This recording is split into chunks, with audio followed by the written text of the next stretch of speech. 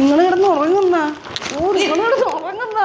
നീട്ടാണ് യുദ്ധം വരുന്നു. യുദ്ധം നാളെ 4 മണിക്ക് നിങ്ങളെ അരി സാധനമൊക്കെ പോയി മേടിച്ചോണ്ട് പോവാ.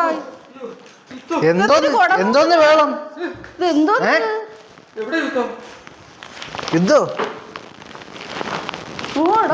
യുദ്ധം വരുന്നുണ്ടോ? 4 മണിക്ക് യുദ്ധം. അലാറം. അത് യുദ്ധമൊന്നുമല്ല. അത് വന്നിട്ട് ഫോണിൽ ഒരു അലാറം വരും 4 മണിയാകുമ്പം.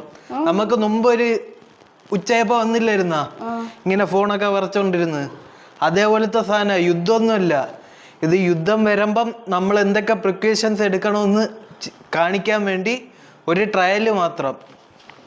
അല്ലാതെ അത്രേ ഉള്ളു, പേടിക്കാനൊന്നുമില്ല.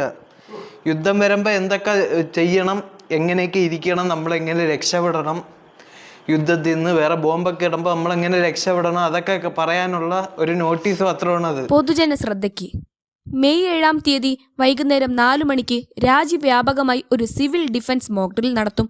പഹൽഗാം ഭീകരാക്രമണവും പാകിസ്ഥാനുമായുള്ള വർദ്ധിച്ചു വരുന്ന സംഘർഷങ്ങളും മൂലം ഉണ്ടായേക്കാവുന്ന യുദ്ധകാല സാഹചര്യങ്ങളെ കണക്കിലെടുത്ത് രാജ്യത്തിന്റെ തയ്യാറെടുപ്പ് ശക്തിപ്പെടുത്തുക എന്ന ലക്ഷ്യത്തോടെയാണ് ഇത് നടത്തുന്നത്. അതിനാൽ തന്നെ ആരും ഭയപ്പെടേണ്ടതില്ല. ജയ് ഹിന്ദ്.